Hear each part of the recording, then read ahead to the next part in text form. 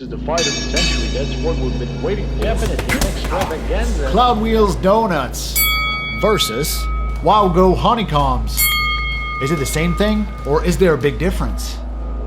Overpriced and overhyped? Cheap bootleg knockoff? Let's find out. I gotta do this quick though, because the first snowfall is scheduled for... Oh my god.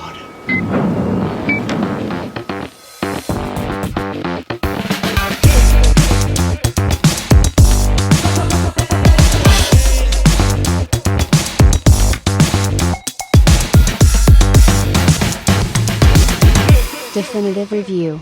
This has been a long time coming, folks. I have been tracking these two different sets of wheels for what feels like months now. Seriously, I ordered those guys back in, mid-September or something.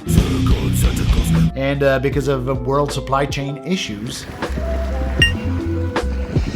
Now I'm staring down the barrel of the first snowfall, and I just don't know how much riding time I'm gonna get out of these sets of wheels, so just let's get to it. Cloudwheels are a leading brand of replacement skateboard wheels made out of a rubbery, more flexible material than regular old urethane skateboard wheels. They have way more absorption properties for going over cracks and bumps and stuff like that. And they also have a different rounded profile, whereas regular skateboard wheels are very, very flat. Some people love them. It's like riding on a cloud, dude. Some people hate them. Actually, the torque is way better on smaller wheels. And while I was looking into it, I discovered that Wowgo made their own, shall we say, heavily inspired replacement wheels for hub motors. So hey, why not put them head-to-head in Mortal Kombat? Round 1. Packaging. First up, Cloudwheel Donuts. A premium branded box for a premium branded product. Pretty on the eyes, easy to open, and a great showcase for these 4 ginormous wheels sitting in there. Bonus points for including 2 truck razors in case you need more clearance underneath your board, because, big wheels and all. Pretty much what you'd expect from a premium product retailing at no less than $120 US. Moving on, the Wowgo Honeycombs. Just, generic cardboard box with absolutely zero branding attention put to it. Hold on, wait a minute. The wheels are box taped together? Come on now. I mean, these guys retail for $110 US. This is $10 less than the premium branded Cloud wheels. I don't know what's up with Wowgo, but a couple months ago I ordered a spare grip tape for the 2S Pro and it came in all destroyed, mangled, and I had to throw it in the garbage. And that was because of bad packaging. You can do better, Wowgo. And the first backhand pimp slap goes to the Honeycombs on this one.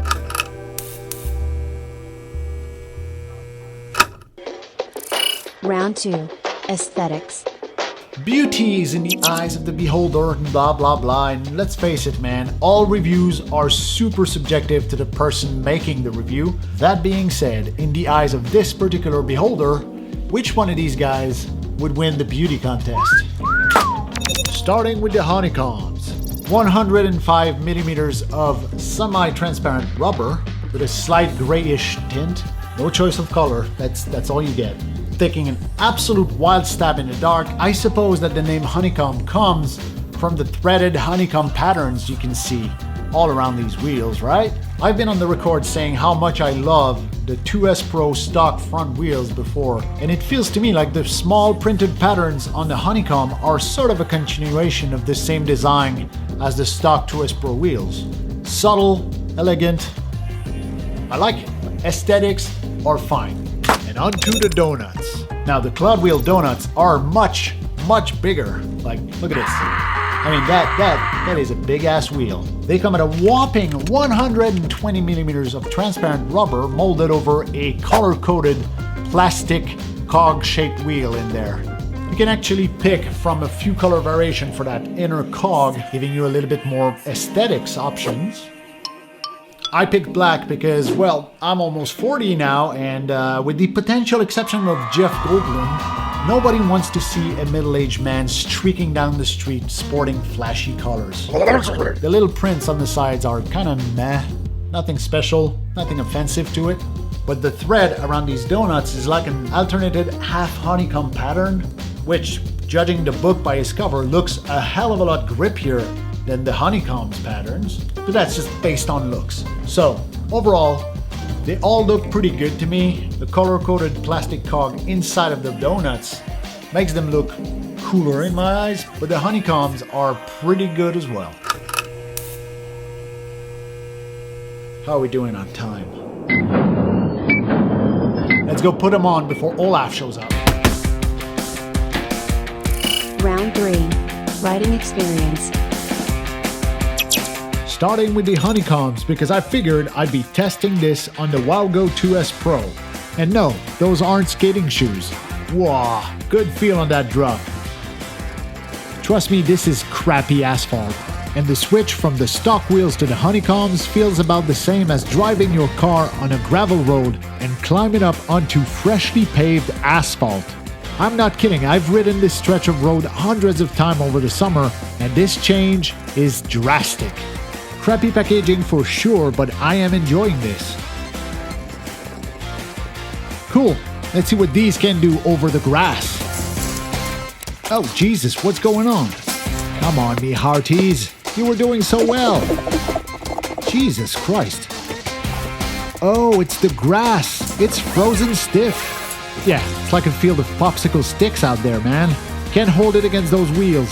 It's cold out here for a pin. Couple more laps around the block, and you know what? Let's go ahead and try the off-road worthiness of these bad boys. This is a drop that I've only dared take on a one-wheel XR.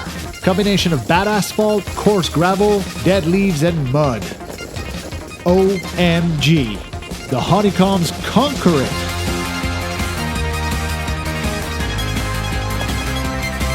There is a noticeable loss of performance going up inclines, but I was expecting it.